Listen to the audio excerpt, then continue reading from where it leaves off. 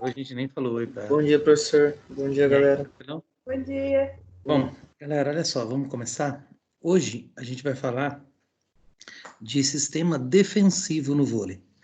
Sistema defensivo no vôlei, ele é bem tranquilo em relação ao, ao posicionamento pelo seguinte, vou já mostrar para vocês direto no quadro tático. Espera aí que eu não posso fazer assim, eu tenho que pôr o quadro tático primeiro, aí, agora eu compartilho, ele aparece para vocês. Olha só, se eu tiver a quadra, né, eu vou posicionar, vamos pensar numa equipe que está jogando o 6-0, tá? Então eu tenho as 6 posições, né? Quando a gente fala da posição, a gente pensa nessa disposição que está aí. Quando eu penso em atacar, ou melhor, em me defender, eu preciso aproximar os jogadores. Então, quando a bola sai daqui, ó, eu vou receber o saque, eu preciso montar, né, o que a gente chama do sistema do W. Então eu tenho, ó, se eu traçar uma linha aqui, ó, 4 até o 5, o 6, o 1 e o 2, eu monto um W, né? E deixo o meu levantador aqui, ó, protegido. Por quê? Porque esse saque, dificilmente a bola vai cair aqui em cima dele. Então a bola passando pela rede, qualquer um desses jogadores vem para receber, levanta, o levantador passa a bola, o cara ataca. Então, montar esse W, fazer esse posicionamento, ele é importante para que você ocupe a maior, né, área possível da quadra quando você vai receber o saque. Aí, algumas pessoas... Peraí.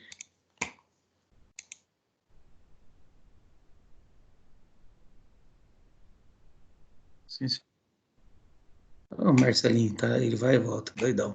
Então, o que a gente precisa entender nessa situação é exatamente isso. Eu tento ocupar o maior espaço possível da quadra para evitar que essa bola vá ao chão. Só que daí a gente tem uma outra coisa que é importante quando a gente fala da defesa, que é o bloqueio.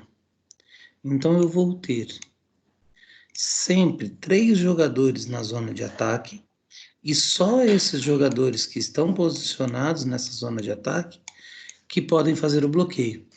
Lembrando, né, que quando a pessoa faz o bloqueio efetivamente e consegue tocar a bola, esse toque na bola, ele não vale, ele não conta como aqueles 3 toques que o time pode dar para passar a bola para o outro lado. Então imagina o seguinte, que essa bola veio aqui na saída, na entrada de rede desse time, né, para cortar, aí a pessoa sofreu um bloqueio duplo aqui. Nessa situação, o que acontece? Ó, esse número 4 ele não precisa estar no bloqueio, porque ele está avulso aqui, então ele dá um passo para trás para pegar uma bola que eventualmente vai bater nesse bloqueio e sobrar aqui. O número 1 aproxima, né? E eles fazem mais ou menos essa curvinha aqui, ó. Tá? Por quê? Porque é um sistema de cobertura. Qualquer um deles que pegar, vai o levantador, o oposto faz a infiltração, né? E faz esse levantamento. Então, todas as vezes que eu tenho alguém que vá atacar, né? Eu me posiciono num sistema de cobertura para que, se essa bola bater no bloqueio, né? Passar aqui no meio e vier aqui para o fundo, tem alguém para interceptar, para receber essa bola. E o que acontece, que é muito importante, é assim, eu tenho, né, bloqueios de forma diferente. Então, eu posso bloquear individualmente, igual uma marcação individual de futebol, de handball, que assim, aonde o cara vai, eu vou seguir ele para fazer esse bloqueio. Isso não é muito usado, né, nem é muito aconselhável. E eu tenho o bloqueio por zona, né, que daí eu, às vezes, eu dobro esse bloqueio ou posso até triplicar o bloqueio. Que isso quer dizer? Por exemplo, eu estou na posição 4, o cara da posição número 4, ele vai bloquear a saída de rede. Aqui é o espaço dele. Da posição 3, ele tem que bloquear o meio de rede e aqui vai ter que, o 2 vai ter que bloquear a entrada de rede. Só que eu tenho um jogador muito bom, eu sei que esse cara vai bater essa bola e ela tá passando, o cara tá virando todas. Dobrei o bloqueio. Mesmo assim, o cara tá conseguindo virar essa bola, tá passando, a bola, ele tá batendo aqui na paralela, ele tá batendo na diagonal, ele tá explorando o bloqueio, então ele tá fazendo tudo, ele tá acabando com o jogo. Então o que eu faço? Vamos fechar esse cara. Aí eu ponho um bloqueio triplo, eu trago os 3 jogadores aqui. Por quê? Eu tiro a possibilidade da paralela com a lateral, aqui eu tiro a possibilidade da diagonal livre, vai sobrar para ele explorar esse bloqueio. Só que um bloqueio triplo é mais difícil de explorar, né? Mais gente bloqueando, são mais ações acontecendo simultaneamente, e isso pode interferir bastante nessa situação do ataque. Tudo bem? Deu para entender isso sobre o bloqueio? Esse posicionamento que ele pode ser, né,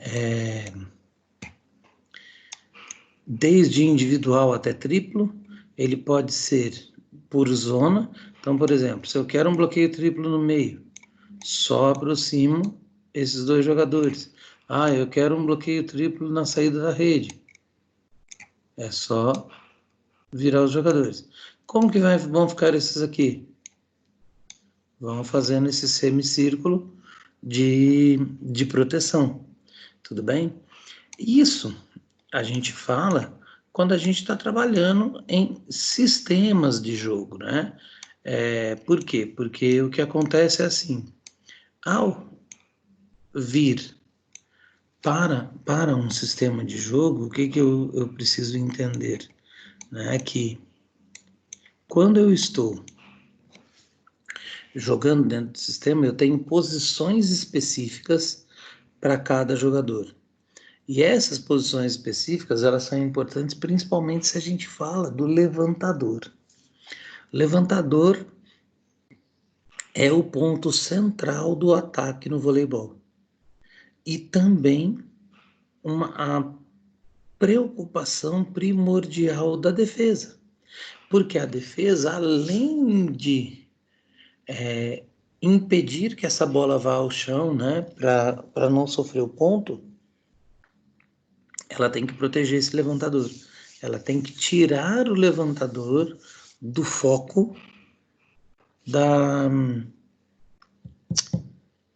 recepção. Por quê? Porque se a primeira bola vai no levantador, você perde efetivamente muita significação no seu ataque, tá? Por quê? Porque senão vai ter uma pessoa ali que vai fazer, né, essa função de uma forma tão adequada. Eu tomei um susto agora, eu tirei a coisa, eu falei assim, será que eu pus para gravar? Se eu não coloquei, vão me matar. Mas eu coloquei. Então já fiquei mais tranquilo. Então vamos ver aqui, eu preciso esse. Não, não é esse. Ei, fiz errado. Peraí. É esse que está no lugar. Sai, filho. Aqui. Galera, olha lá. Então a gente voltando a falar aqui dos sistemas, no AVA, né, no material que é disponibilizado para vocês no AVA, eu tenho toda a possibilidade de estar desenvolvendo com vocês, né, essa ideia de me organizar defensivamente. Todas as vezes que a gente fala de um esporte coletivo, essa parte da organização da modalidade, né, do posicionamento, de tudo. Galera, ó, tá no escuro assim porque queimou a lâmpada aqui do quarto, tá? Aí não deu tempo de trocar. Então, essa organização desse ataque, da defesa, ela vai ter sempre o objetivo de recuperar a bola.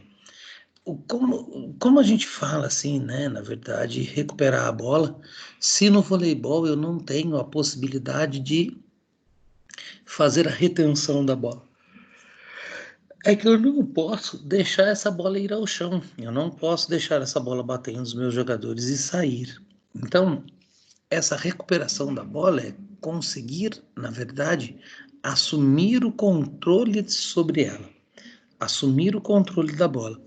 E quando eu assumo esse controle, né, quando eu faço essa, quando eu tenho, na verdade, essa possibilidade de assumir o controle, eu mantenho, né, a efetividade do meu ataque. Eu faço, ao receber de forma adequada, eu faço a transição de defesa para ataque, né? Que no voleibol é uma transição rápida, muito rápida, na verdade, mas eu faço ela de forma mais segura e eficiente. Então, quanto melhor o meu sistema, melhor a minha transição. E como a gente falou, né? A gente tem dentro dos sistemas de defesa duas linhas de defesa. Então, a primeira linha de defesa é composta pelos jogadores que estão na rede e são responsáveis para realizar o bloqueio. E quem são esses jogadores? O jogador da posição número 2, da número 3, da número 4. Tá? Essas três posições são as posições em que, se o jogador está ali, ele é o responsável direto pelo bloqueio. Então, 2, 3 e 4. São os jogadores que estão dentro da zona de ataque, né? Que é essa aqui, ó, que vem da rede até a linha de 3 metros. Então, somente esses jogadores posicionados aqui que poderão fazer o bloqueio. Esses três aqui atrás, que estão na zona de defesa, que começa aqui, ó, na linha dos 3 metros e vai até a linha de fundo, eles não podem participar do bloqueio. Eles podem entrar aqui e pegar uma bola, por exemplo, que vai cair no chão, sem problema nenhum.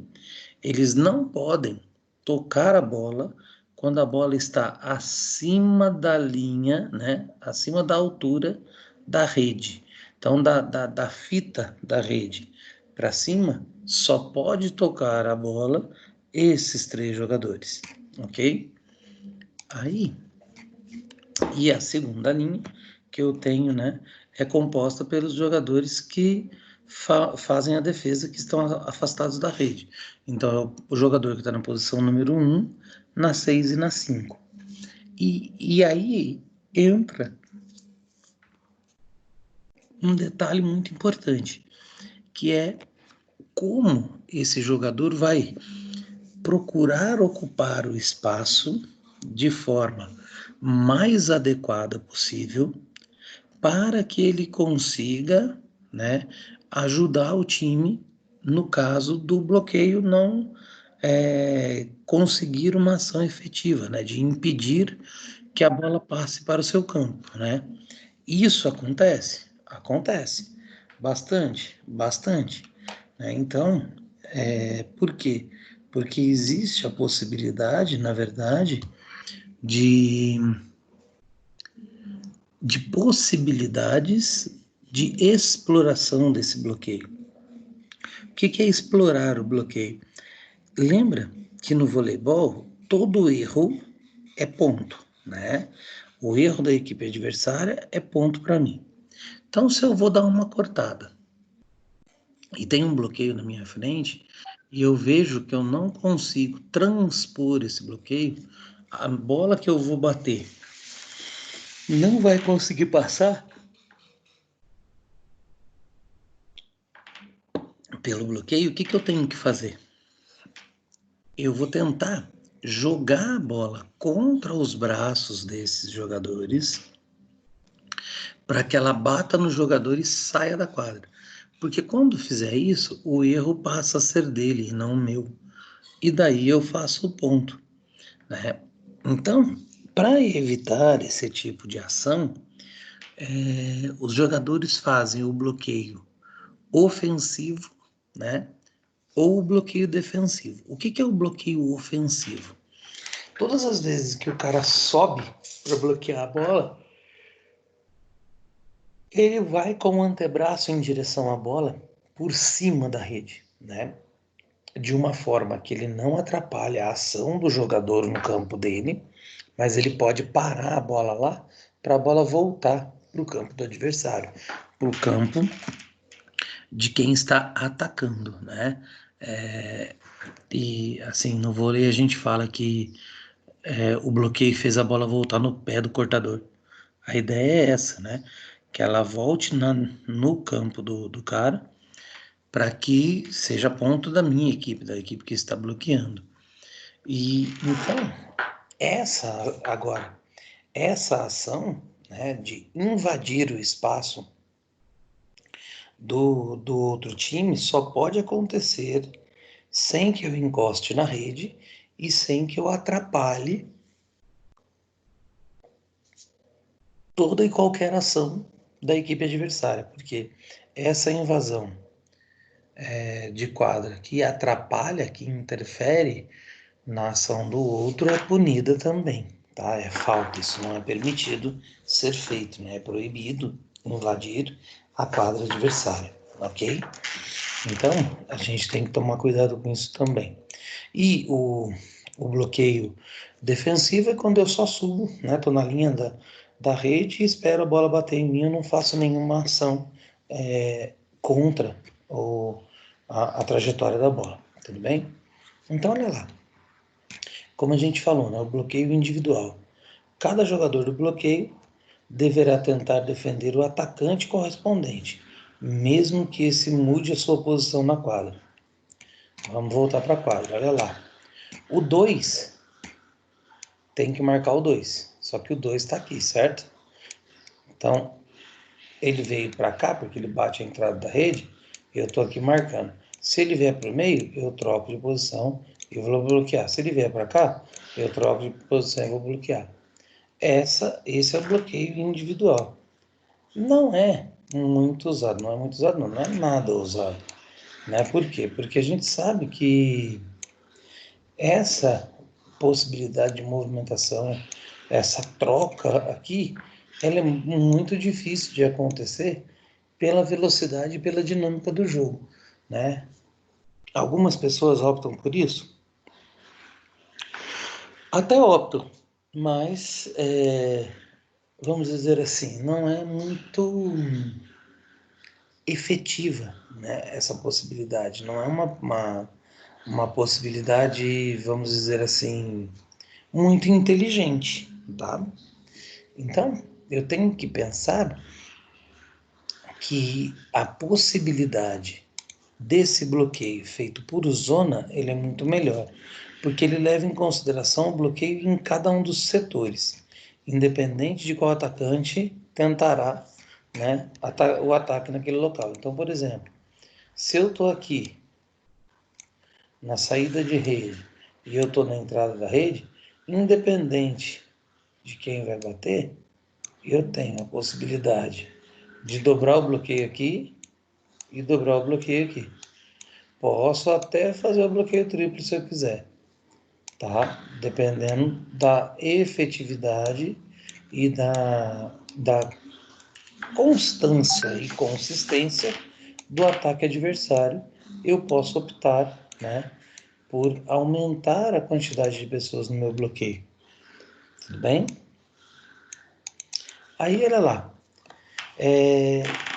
A gente tem que entender, né? A gente acabou de falar isso, dele ser bloqueio duplo, triplo, individual.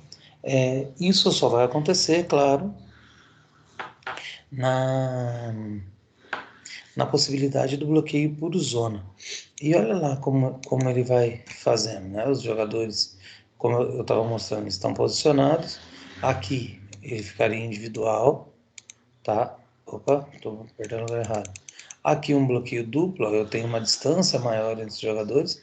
Então, essa proximidade aqui, o que acontece? Olha lá.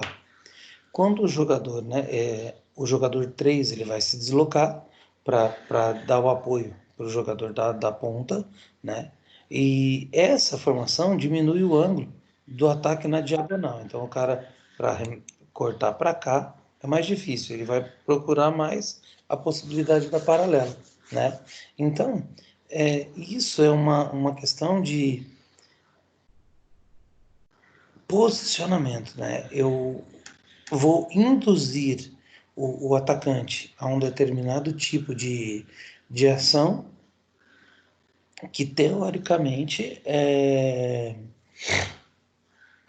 eu já espero, já sei como eu vou reagir, né? A partir do momento que ele fizer esse bloqueio, né? Fizer o ataque, na verdade. Então, o meu bloqueio induz o cara a bater a paralela e eu sei que eu vou ter que pôr gente ali, porque é a única chance que ele tem, tudo bem? E daí o bloqueio triplo, eu tenho os 3 jogadores lá fazendo bloqueio e daí eu vou diminuir bastante, né, a diagonal e a da paralela, e daí o que o cara vai ter que fazer? Ou ele vai dar uma burdoada para explorar esse bloqueio, ou então vai ser ponto do meu time. Professor, já que o bloqueio triplo ele é tão eficiente, por que não usa ele todas as vezes? Por causa da velocidade do jogo, exatamente, né? Muitas vezes a gente não consegue fazer um deslocamento rápido e adequado para que possa chegar, né, efetivamente a esse posicionamento do bloqueio triplo. Tudo bem? Então isso é bem, como eu vou dizer para vocês, bem importante. Vamos ver se eu consigo. Peraí. Deixa eu parar aqui um pouquinho. Fazer uma outra coisa. Que daí vocês conseguem ouvir esse vídeo também.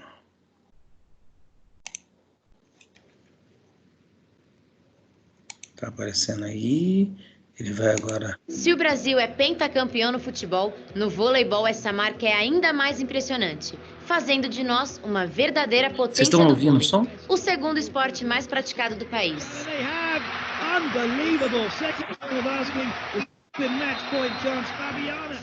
Tanto a seleção feminina quanto a masculina são as maiores vencedoras da Liga Mundial. Isso sem falar nas outras competições, como Olimpíadas e Jogos Pan-Americanos, por exemplo. Todo esse sucesso não se deve apenas à popularidade do esporte. Ele é resultado principalmente do trabalho intenso dos atletas e da equipe técnica, além do aprimoramento dos sistemas táticos do jogo. Portanto, conhecer cada vez mais os sistemas táticos é fundamental se quisermos manter essa tradição nacional. Começando pelo sistema de ataque, existe uma série de possibilidades que podemos utilizar. Um exemplo é o sistema 6x6, no qual todos os jogadores estão aptos a realizar todas as funções. Nesse caso, não há necessidade de adequação de funções e trocas de posição. O sistema 3x3, por exemplo, é bem diferente, já que temos 3 levantadores e 3 atacantes. Seguindo nessa linha, também temos o 4x2, com 2 levantadores e 4 atacantes. E o 5x1, o sistema ofensivo mais utilizado pelas equipes de alto rendimento. No esquema 5x1, há apenas um levantador, deixando o ataque aos outros 5 em quadra. Nesse esquema, contamos com a presença do líbero, jogador responsável apenas pela parte defensiva. A posição de líbero só foi criada em 1998, mesmo ano em que uma série de mudanças renovaram os esquemas táticos do voleibol, equiparando a qualidade dos sistemas de ataque e de defesa. Mas, para passarmos para a defesa seguros da qualidade do ataque, o repórter Lucas foi conhecer de perto as vantagens de cada sistema ofensivo. Acompanhe. O vôlei que os brasileiros tanto amam é um esporte dinâmico e muito disputado. Isso tem a ver com o aumento constante do nível técnico de jogadores e jogadoras e também com o desenvolvimento de sistemas ofensivos cada vez mais eficientes. Os sistemas de jogo mais utilizados no voleibol são o 6-6, o 4-2 e o 5-1. Este último, o preferido de técnicos de times profissionais e de alto rendimento. Vamos conhecer como esses sistemas funcionam em quadra? A equipe que eu trabalho é uma equipe de competição de alto rendimento, sub-17. Tem o meu levantador e tem um jogador que fica na diagonal dele, que é chamado de oposto. Aí depois eu tenho 2 ponteiros e 2 centrais. Os centrais, quando eles vão para o saque, na hora que eles saem da situação que a minha equipe está sacando, está recebendo, eu substituo ele pelo líbero. Então o líbero, ele tem o livre acesso de estar entrando e saindo a todo momento da quadra, conforme a cada rally. 6-6 ou 6-0 é o sistema de quem passa pela posição 3, é o levantador. Então você trabalha isso na escolinha e na primeira categoria de treinamento para iniciantes. Tá? Então, todo jogador que passar pela posição 3, ele passa a ser o levantador da equipe. Então, existe o sistema 4-2 com o levantamento da 3 e existe o sistema 4-2 com o levantamento da 2, onde você já começa a ter as trocas de posições com ponteiros e centrais, que já é uma adaptação para o sistema 5-1. Então, tem todas essas características que a gente vai estudando, vai trabalhando em cima disso e já entra mais ou menos sabendo como o adversário vai se postar perante a gente. Mas não é só no ataque que vive uma equipe. É necessário conhecermos também os sistemas de recepção e os sistemas de defesa. Entre os sistemas de recepção mais comuns, temos a recepção em W, na qual um levantador não participa da recepção do saque e os outros assumem um posicionamento similar à letra W. Outra possibilidade é a formação com 4 jogadores formando um semicírculo, e a mais utilizada pelas equipes de alto nível é a recepção com 3 jogadores. O sistema com 3 jogadores permite a transição rápida para o ataque, com uma quantidade razoável de membros da equipe disponíveis para efetuar a jogada. Passando ao sistema de defesa, é importante saber que ela é dividida em 2 linhas. A primeira linha é composta pelos jogadores que ficam na rede, responsáveis por realizar o bloqueio. Já na segunda linha, ficam os jogadores que vão cobrir os espaços que o bloqueio não conseguir fechar. O bloqueio pode ser feito de forma individual ou por zona, que é a maneira mais comum. Cada um deles resulta em um posicionamento diferente dos jogadores da segunda linha de defesa. Além disso, o posicionamento inicial da defesa também pode variar, assumindo configurações diferentes, como o 3-2-1 ou o 3-1-2, por exemplo. Bom, a conversa está boa, mas eu preciso ir. Tá na hora de eu jogar minha partidinha semanal. E sabe como é? Quem joga de líbero não pode faltar. Continue seus estudos sobre voleibol. E até a próxima.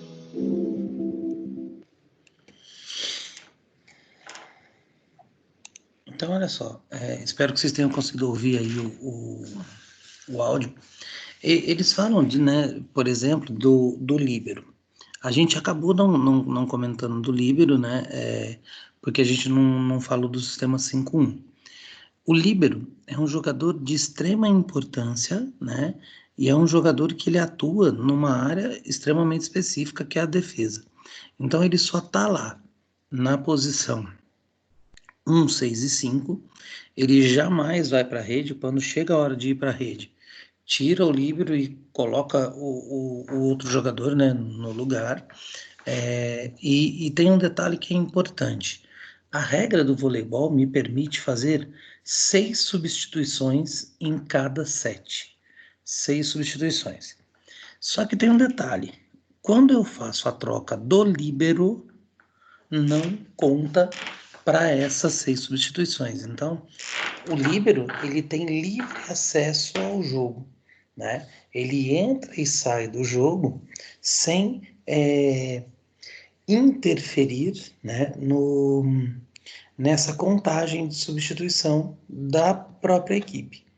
Então, isso é uma vantagem, porque se eu tenho um atacante muito bom, que não tem um bom passe, não tem uma boa defesa, né, todas as vezes que ele vai para a posição número 1, e eu sei que eu não vou utilizá-lo né, atacando lá do fundo, de repente ele não tem uma boa impulsão para conseguir saltar da linha de 3 metros e fazer o ataque, então nele eu vou fazer a troca do líbero todas as vezes.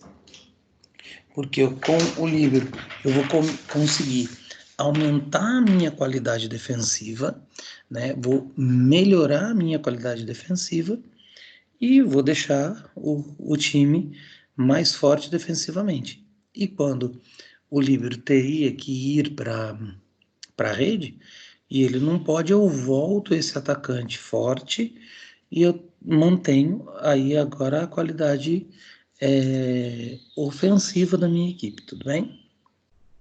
Dúvidas até aqui?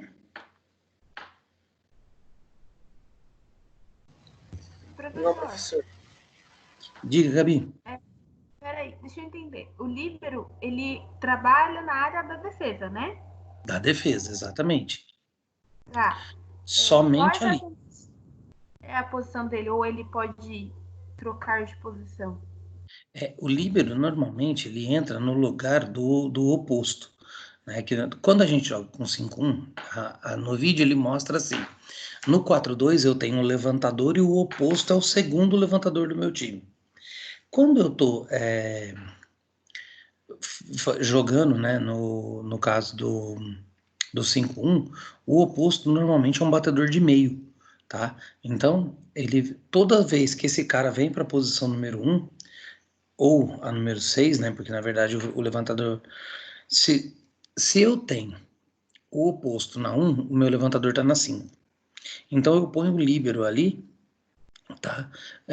Para melhorar a defesa. Então, na 1, na 6 ou na 5, o líbero pode entrar em qualquer uma dessas posições. Na 1, normalmente, não é adequado, porque você tira um cara que é efetivo para atacar do saque. Então, normalmente, o líbero joga na posição 6 e na 5. Tá? Então, é no fundo, no meio da quadra e na lateral. Quer ver? Vamos lembrar aqui de novo, ó. Eu ponho o líbero normalmente aqui. Imagina que esse vermelhinho aqui é o líbero. Então, eu vou tirar esse cara, o 6, tá? Então, o líbero tá aqui. Quando roda, né, que faz isso aqui, ó. O líbero vem aqui, ele tá jogando, tá defendendo. Se rodar de novo, que o líbero teria que vir para cá, ó, ele não pode, lembra? Nesse momento ele sai, volta o jogador aqui. Entendeu? Porque ele não pode atuar de forma nenhuma aqui na zona de ataque. Então, todas as vezes que roda, que ele tem que vir para cá, ele sai da quadra e o jogador que estava no lugar, no qual ele entrou no lugar, volta. Aí, beleza. Esse cara aqui não é bom de defesa. Tira ele e volta o livre. E eles estão jogando. Beleza, rodou. O líbero tá lá. Bonitinho. Certo? Vai defender, rodou de novo. O líbero teria que subir. Ele não pode. Volta o cara. Continua o rodízio normal. O time tá aí de novo. Então, essa entrada e saída do líbero aqui não conta nas 6. Por exemplo, se eu tenho esse jogador número 4, ele não está num dia muito legal, eu vou trocar. Saiu o 4, entrou o 8. Uma substituição. Se eu quiser voltar no mesmo set o jogador número 4, ele só pode voltar se sair o 8. Mas eu tenho uma combinação muito melhor que é o 8 jogando com o 10. Tudo bem? Agora não, eu quero voltar o 4, mas eu vou tirar o 10 para voltar o 4. Não pode, porque você trocou o 2 pelo 10. Aí você pode voltar. Só pode voltar o 4 se sair o 8. Então, essa referência de quem entra e de quem sai no voleibol é importante. Por quê? E conta a outra substituição, tá? Por exemplo, saiu o 4, entrou o 8, uma substituição. Saiu o 8, voltou o 4, a segunda. E eu só tenho 6 durante o set inteiro. No outro set, eu tenho mais 6. No outro set, eu tenho mais 6. Tudo bem? Agora, entre um set e o outro, se eu quiser tirar todos os jogadores do meu time, e por exemplo, acabou o primeiro set com um determinado grupo de jogadores. No final desse set, eu não quero mais esses caras. Acabou o set. Eu vou começar o outro com outros 6 jogadores. Eu posso pôr lá, não conta substituição nenhuma, porque isso eu posso... A forma como eu vou armar o time entre um set e o outro é independente. Entendeu? Eu posso fazer essa troca tranquilamente, sem problema nenhum.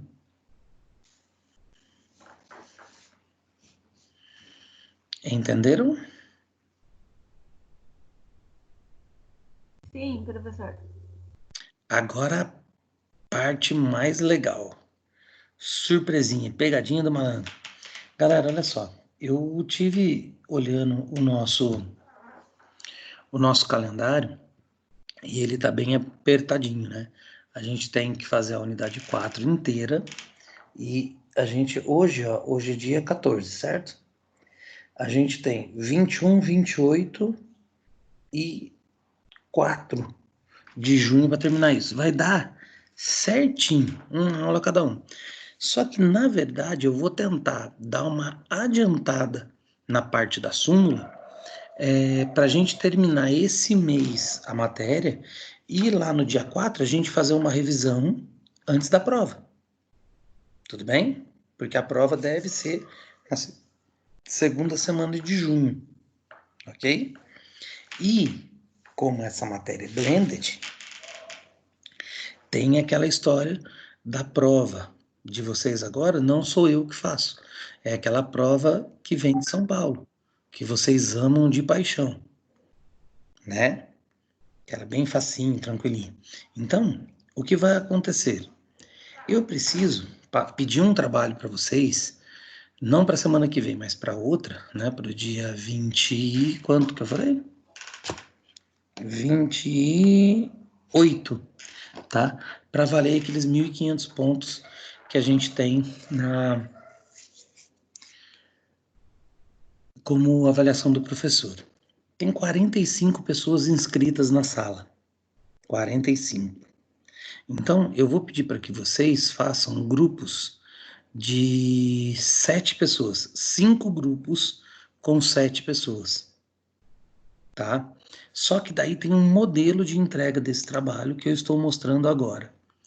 No outro trabalho, deu muito problema, porque tinha gente mandando para mim o trabalho escrito direto no e-mail e tal, daí mandou sem nome, sem disciplina, sem horário, sem nada. Então, dessa vez eu vou pedir para vocês fazerem como se vocês fossem ter que imprimir e me entregar. Então, ele tem que ter uma capa, ele tem que estar no Word, ele vai ser anexado no e-mail. Daí, a primeira coisa que eu quero, o nome de vocês, em ordem alfabética. Qual semestre vocês estão, qual a disciplina, aí vocês vão pôr lá, trabalho de voleibol, o desenvolvimento do trabalho. Eu quero que vocês façam o seguinte, tudo o processo pedagógico para ensinar o voleibol. Então eu quero 2 exercícios para ensinar o toque, 2 exercícios para ensinar a manchete, 2 para o saque, pode ser por cima ou por baixo, você escolhe, 2 para ensinar a cortada, 2 para ensinar o bloqueio. 2 maneiras, né, exercícios, jogos, brincadeiras, para você ensinar o rodízio no sistema 6.0. E eu quero 2 exercícios para ensinar o sistema 4.2.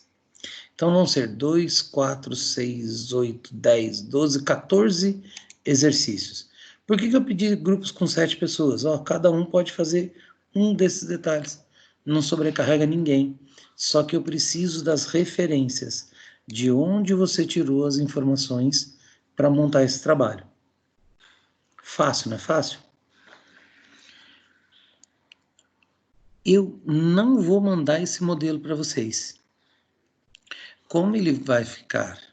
Eu vou compartilhar ele aqui agora, ó. Ele está exposto para vocês, esse modelo. Então, é para forçar o pessoal vir a assistir essa aula para conseguir pegar esse modelo aqui. Tudo bem? Então, lembra. Nome em ordem alfabética. Aí vocês vão colocar qual é o semestre, qual é o turno, porque tem vôlei de manhã e à noite, né? Então vai por voleibol, noite, o título do trabalho de voleibol, aquela coisa toda. E, de novo, vamos lembrar, 2 exercícios para ensinar o toque, 2 exercícios para ensinar a manchete, 2 exercícios para o saque, 2 exercícios para a cortada, 2 exercícios para o bloqueio. 2 formas de ensinar o rodízio, né, no sistema 6.0, rodízio simples, e 2 formas de ensinar o sistema 4.2. Galera, lembra que tudo isso aqui é voltado para a iniciação, tá? A gente não consegue falar em um semestre do voleibol de alto rendimento, né? Precisa de muito mais estudo, precisa de muito mais tempo para a gente chegar a esse nível. Ah, mas professor, tem gente que tem experiência e estava falando de alto rendimento. Tem gente que tem experiência e fala de alto rendimento, mas não são todos. Eu tenho que ir atender vocês por essa maioria. Tudo bem? Tranquilinho?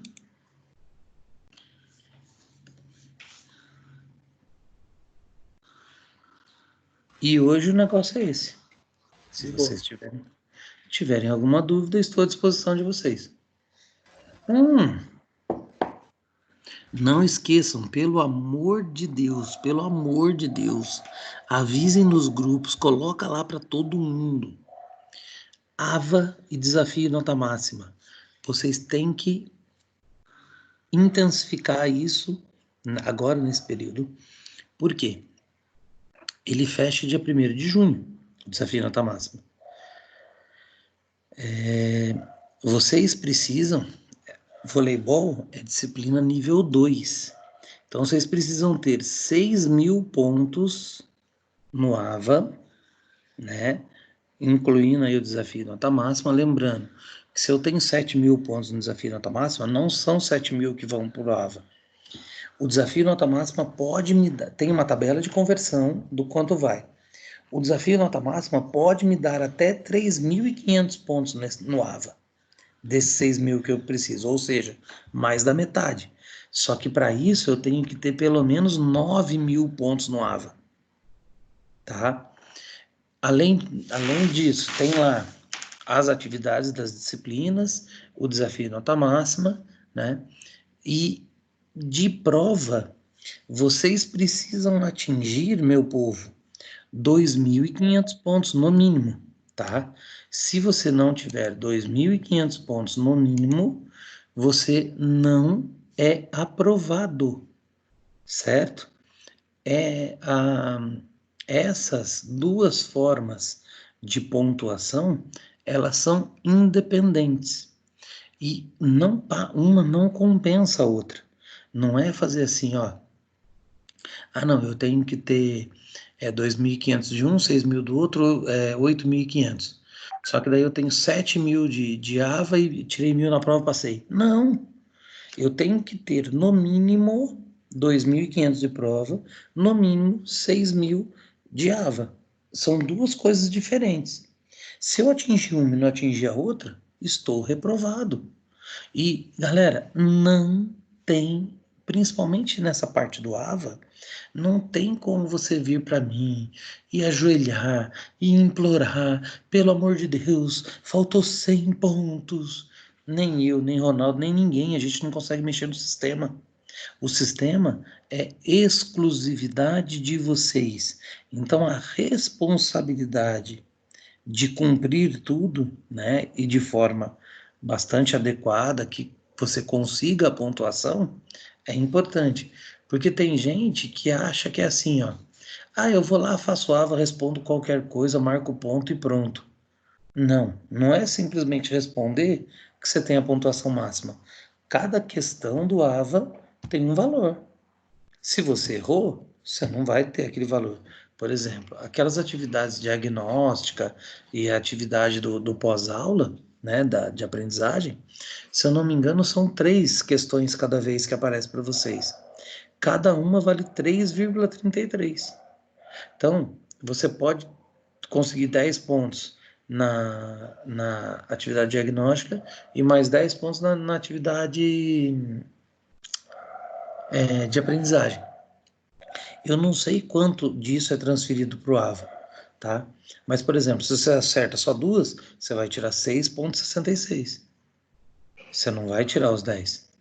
Então, eu tenho que ficar atento com isso, eu tenho que me preocupar em entender a disciplina e tudo mais, exatamente por isso.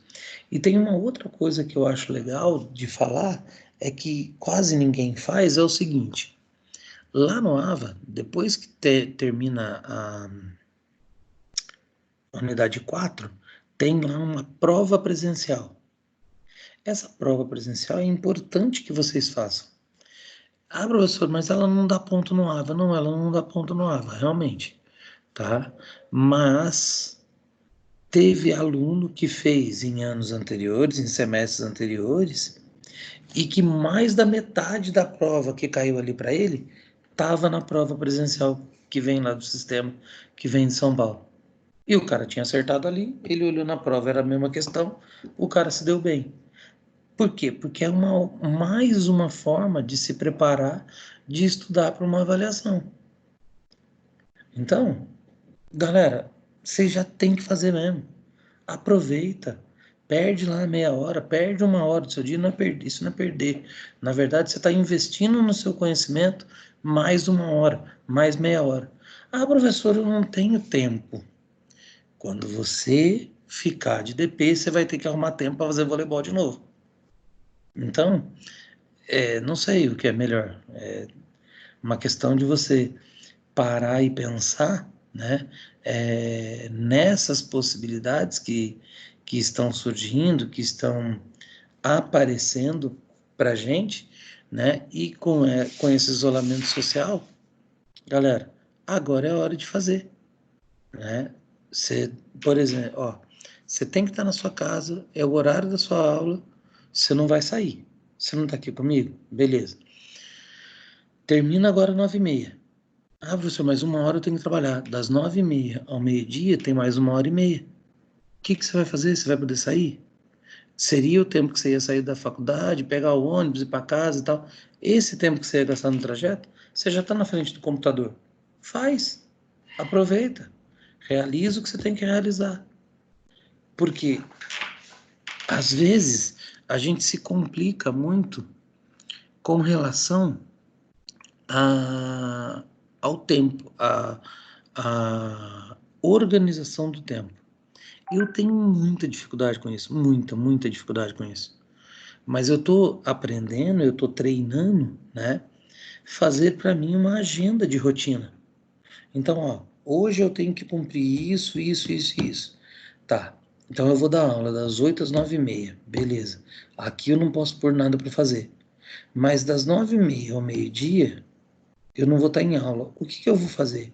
Ah, eu vou fazer uma aula do meu curso online, eu vou preparar a prova, eu vou montar tal aula, entendeu? Então eu ponho atividades nesses horários para que eu tenha que cumprir. E eu estou tentando seguir essa agenda diariamente. Alguns dias deu muito certo, alguns dias tiveram algumas falhas, isso acontece, é normal, é natural, mas a gente precisa se organizar, a gente precisa tentar. Tudo bem? E eu estou à disposição de vocês. Daniel tá aqui, tudo bem, filhote? Chegou cedo hoje, hein? Nossa senhora, professor, você tá falando disso, eu tava me identificando agora. Por quê? Eu tô fazendo muita coisa na quarentena agora, e tipo de curso, e tô mandando ver no AVA também. Aí, acabei deixando para depois e fiz a quadrinha, né, que você pediu, eu fiz a atividade ontem de noite. Certo. Aí fiquei fazendo, fui dormir tarde. Que isso eu consegui acordar agora. Eu sei bem como que é isso. Então, eu já dei um outro trabalho aí, tá? A quadrinha era para vocês entenderem isso, não precisa me mandar. O que vocês vão me mandar é esse outro trabalho, que vai ser em grupo com 7 pessoas. Vocês precisam se organizar aí na sala. Tem 45 pessoas, tá? Não pode ter mais de 7 pessoas em nenhum grupo, tá? E preferencialmente também não menos, né? Porque senão gente vai ter que fazer sozinho aí. Então se organizem, manda mensagem aí no grupo com vocês, entrem em contato com as pessoas para vocês se organizarem em relação a isso, tudo bem? Beleza, professor. E é isso. Hoje estamos encerrando. Olha, bem mais cedo ainda.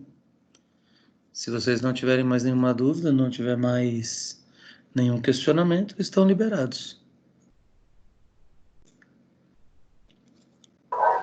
Obrigado, professor. Bom dia para você. Valeu, Alissa. Bom dia você. Aí, galera. Tchau, tchau.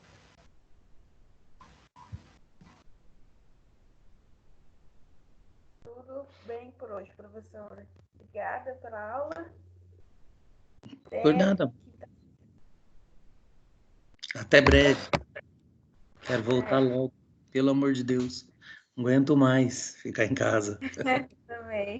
Quero fazer prática. Manda um abração para sua mãe. Pode deixar que eu mando sim.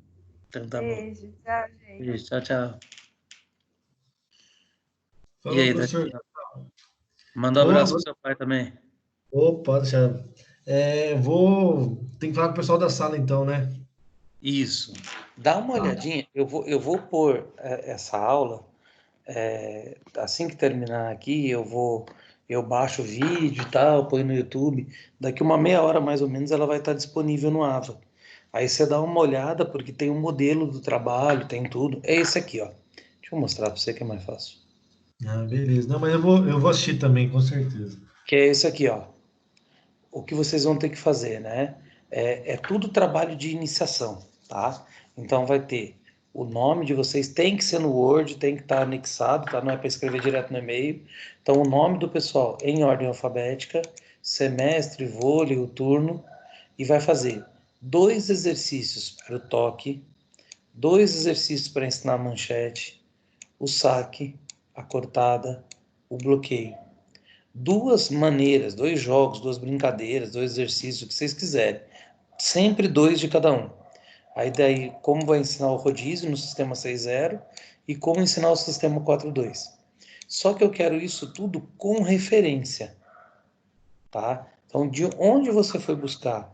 Onde você pesquisou isso? Tudo bem? Daí de repente a pessoa fala assim, professor, mas o exercício foi eu que inventei. Tudo bem, daí é outra história.